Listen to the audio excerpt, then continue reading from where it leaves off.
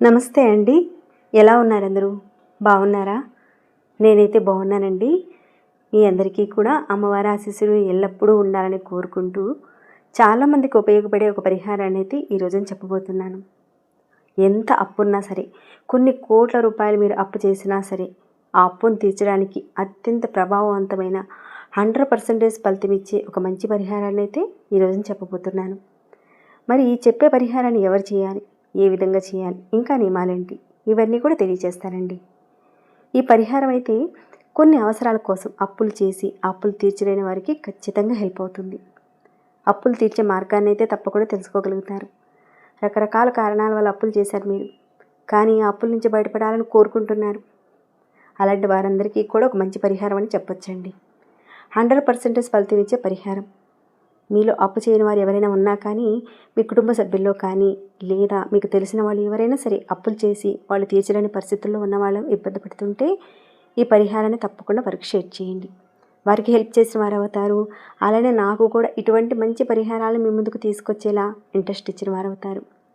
అలానే ముందు వీడియోలో కూడా చాలా వరకు అప్పులు తీర్చే మార్గాలకు సంబంధించిన పరిహారాలు చెప్పానండి.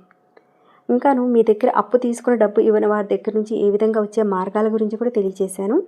ఆ సమస్యలు ఉన్నవారు ఒకసారి ఛానల్లోకి వెళ్ళి చెక్ చేయండి. అలానే సబ్స్క్రైబ్ కాని వారు ఎవరైనా ఉంటే మన ఛానల్కి సబ్స్క్రైబ్ చేసుకుని డైలీ వాచ్ చేస్తూ ఉండండి. ఈ పరిహారం అయితే చాలా తేలికైన ప్రభావవంతమైన పరిహారం.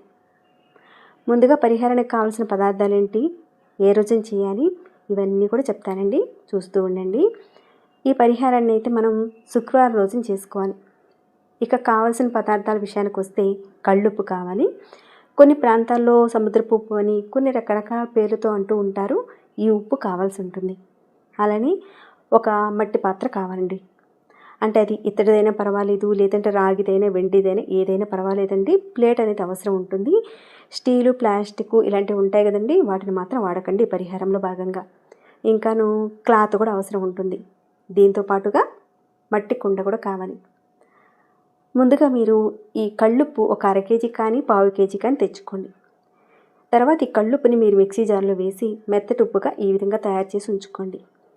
కానీ మనకు బయట దొరికే మెత్తటి ఉప్పు ఉంటాయి కదండి ప్యాకెట్స్, వాటినైతే పరిహారంలో భాగంగా వాడకూడదు.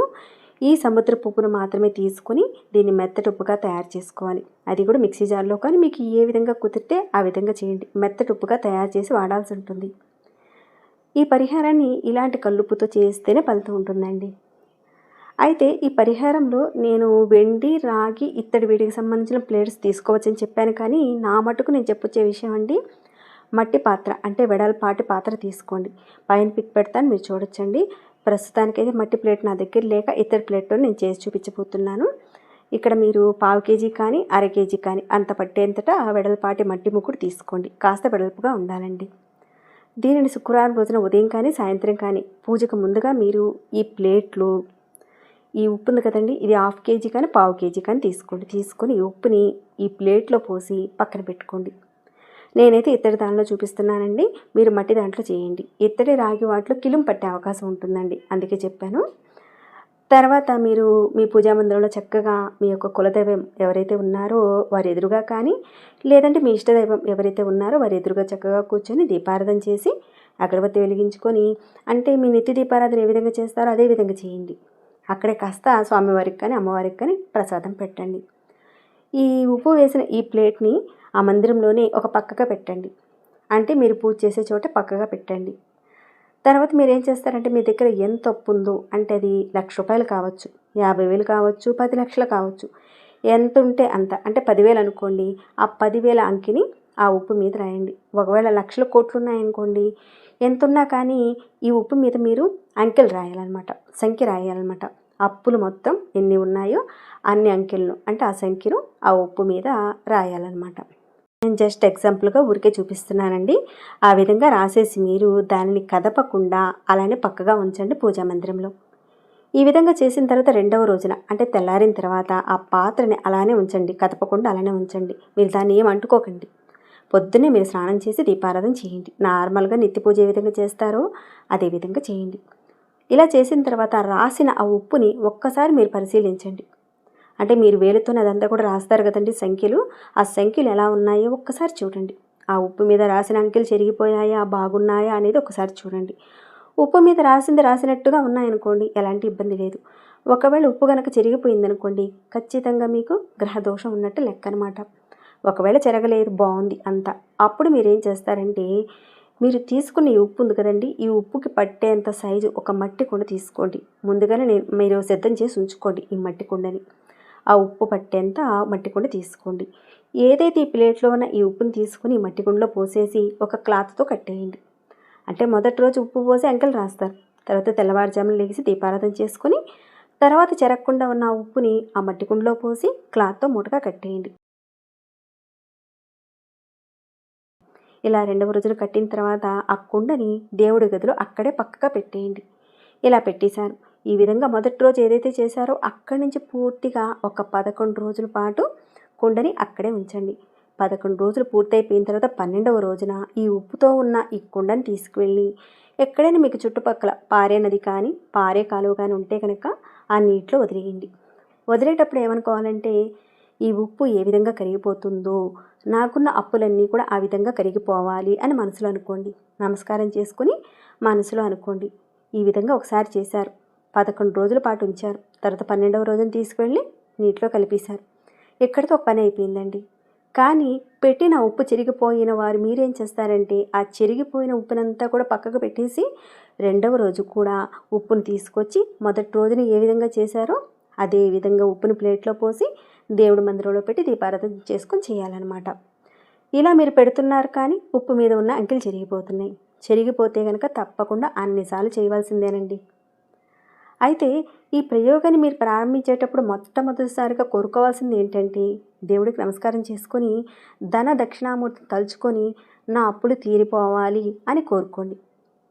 అలానే లక్ష్మీ అమ్మవారిని కూడా తలుచుకొని నా అప్పులు తీరిపోవాలని మనస్ఫూర్తిగా తలుచుకున్న తర్వాతనే మీకున్న అప్పుల సంఖ్యను ఆ ఉప్పు మీద రాయాలి. ఇంతలో కొంతమందికి కొన్ని అనుమానాలు కూడా వచ్చే ఉండొచ్చు ఈ పాటికి. మరి మొదటి రోజు ఈ విధంగా చేసామంటే ఈ తర్వాత మాకు నెలసరి వచ్చింది, అలానే ఈ 11వ రోజు మధ్యలో మాకు గ్యాప్ వచ్చిందండి, మరి అలాంటి రోజుల్లో చేయకూడదు కదా, మరి ఏం చేయాలని మాటకెళ్తే, మీరు మొదటి రోజున చక్కగా ఇదంతా ఉప్పు మీద రాసేసారు, ఇదంతా చేశారు. అలానే 2వ రోజున కూడా పూజ చేసుకుని మూట కట్టేశారు. పూర్తయిపోయింది. తర్వాత నెలసరి వచ్చినా కానీ దాన్ని మీరు ఏం అంటుకోరు కాబట్టి 11 రోజుల పాటు అలానే ఉంచేయండి. ఆ విధంగా 11 రోజులు అయిపోయిన తర్వాత 12వ రోజున మీరు ఆ కుండను తీసుకువెళ్ళి నీళ్ళల్లో కలిపేయండి. దీనిని ఇంట్లో ఉన్న ఆడవాళ్ళు చేయొచ్చు, మగవాళ్ళు చేయొచ్చు, ఎవరైనా సరేనండి, కుటుంబం కోసం చేసుకోవచ్చు. ఈ పరిహారాన్ని అయితే కుటుంబ సభ్యుల కోసం మాత్రమే చేయాలి కానీ ఫ్రెండ్స్ కోసం అయితే చేయకూడదండి. ఇది ఒకటి ఉంది నియమం. మరి దీనిని ఎవరు చేయకూడదు, ఎలాంటి సందర్భంలో చేయకూడదు అంటే, నెలసరిలో ఉన్నవారు మీరు చేయకూడదు. మీ ఇంట్లో వాళ్ళకి నెలసరి వచ్చింది కానీ మీ యొక్క దేవుడి గది సపరేట్గా ఉంది, అప్పుడు ఈ పరిహారాన్ని చేసుకోవచ్చు. పెద్దగా ఇబ్బంది ఏం లేదు. కుటుంబంలో ఉన్న పెద్ద కానీ, పిల్లలు కానీ, తల్లి కానీ, తండ్రి కానీ ఎవరైనా చేయొచ్చండి. అప్పు చేసిన వారు కూడా చేసుకోవచ్చు. కుటుంబం కోసం కూడా చేసుకోవచ్చు అనమాట. ఒక విషయం ఏంటంటే, నది లేకుండా ఈ పరిహారాన్ని అయితే చేయలేరండి మీరు. ఖచ్చితంగా నదిలోనే వదలాలి. మీకు చుట్టుపక్కల నది కానీ, కాలువ కానీ అలాంటిది లేకపోతే మీకు కాస్త దూరంగా ఎక్కడైనా ఉందేమో చూసుకొని అక్కడ ఈ కుండను వదలడం అనేది చేయండి. ఈ విధంగా వెళ్ళి కలిపి రావాలండి. అవకాశం ఉంటేనే ఈ పరిహారాన్ని చేయండి. ఇంట్లో ఎవరైనా మరణించి ఉన్నా కానీ పెద్ద కర్మ అయిపోతుంది కదండి, తర్వాత ఈ పరిహారాన్ని చేసుకోవచ్చు. పెద్ద కర్మ అయిపోయిన తర్వాత సంవత్సరం పాటు దీపారాధన చేయకూడదు కదండి అని అనుమానాలు ఉంటాయేమో. అలా ఏం కాదండి. ఎవరింట్లో అయితే కర్మ అయిపోయిన తర్వాత ఖచ్చితంగా దీపారాధన చేయమని అయితే శాస్త్రం చెప్తుందండి. ఎందుకంటే ఇంట్లో మరణించిన ఆ ఆత్మకు శాంతి కలుగుతుందని చెప్తారు. ఈ పరిహారం అయితే 100% ఫలితం వస్తుందండి. అది ఎంత పెద్ద అప్పు అయినా సరే ఖచ్చితంగా తీరిపోయే అవకాశం ఉంటుంది. ఇక్కడ నమ్మకం, విశ్వాసంతోనే ముడిపడి ఉంటుంది. మరి ఈ పరిహారం చేసిన తర్వాత మీకు వచ్చిన రిజల్ట్ అయితే దాంతో తప్పకుండా షేర్ చేసుకోండి. ఇక ఈ వీడియోని అయితే ఇంతటితో ముగిస్తున్నాను. ఇంకేమైనా డౌట్స్ ఉన్నా కామెంట్ రూపంలో తెలియజేయండి, తప్పకుండా రిప్లై ఇస్తాను మీకు. మరొక పరిహారంతో మళ్ళీ మిమ్మల్ని కలుసుకుంటాను. అంతవరకు సెలవు.